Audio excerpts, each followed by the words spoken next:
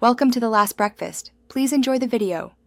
In this video, I will explain how to replace your Ford Fiesta battery. Before we begin, safety is paramount. Always wear protective gloves and eye protection. Make sure your car's engine is completely off and the parking brake is firmly set. You will need a new battery, a 10mm wrench, a wire brush, and possibly a battery terminal cleaner. Having these items ready will make the process smooth and efficient. Now let's remove the old battery.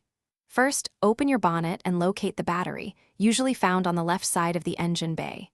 Using your 10mm wrench, loosen and remove the negative terminal cable first. This is crucial for safety.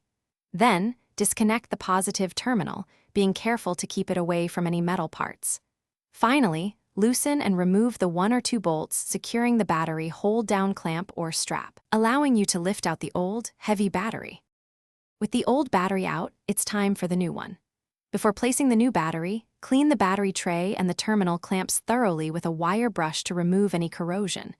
Carefully lower the new battery into the tray, ensuring it sits securely. Reinstall the hold-down clamp or strap, tightening its bolts to keep the battery firmly in place. Now, connect the positive terminal first, followed by the negative terminal, tightening both securely. You're almost done. Double-check that both battery terminals are snug and secure, but avoid over-tightening them.